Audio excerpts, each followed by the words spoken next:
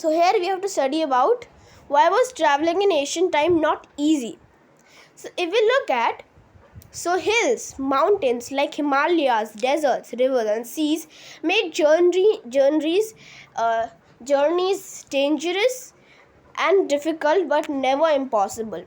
Okay, the hills, the mountains, the seas, mountains and hills are quite long ranges, and seas they're quite very long there.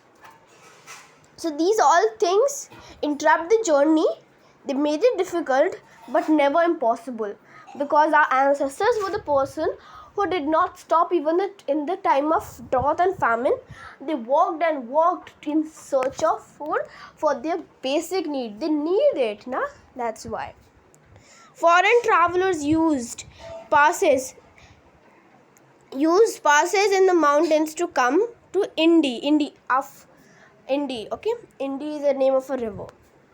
Monks traveled far and wide to give the religious instructions.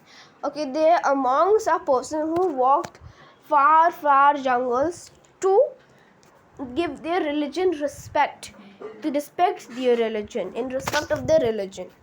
What was the result of travelers and migrations on the lives of people? Okay, so what was the result of travelers and migration on the life of people? So when people traveled, they carried with their natural traditions. When people of two different cultures meet, it led to an exchange of ideas between them.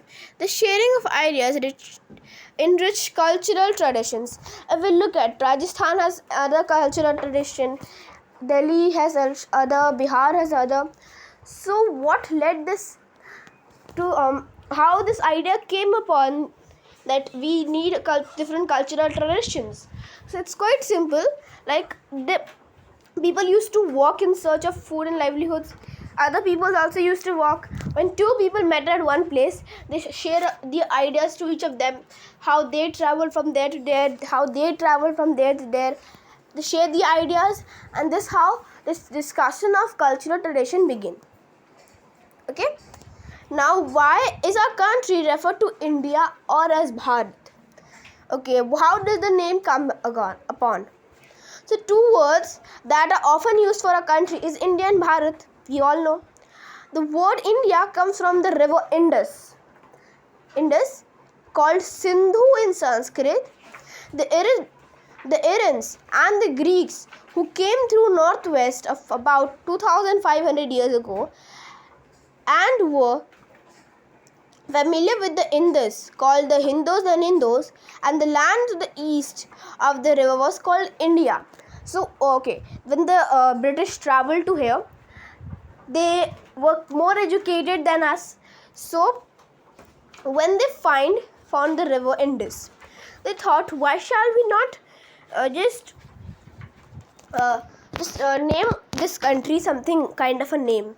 So this is how the idea of the countries to name the country. The river named as Indus, and we name a country to India, and that was first at the northeast. If we look at, so the land to the northeast of the northeast of the river was called India. The land to the northeast was called India, and the land to the other east was called something else which we did not know. The name Bharat was used for an Asian tribe that lived in northwest. So the northeast part was known as India, and the northwest part was known as Bharat. The tribe has been mentioned in Rig Veda. The earliest composition in Sanskrit dated to about 3,500 years ago. Later it was used for the country.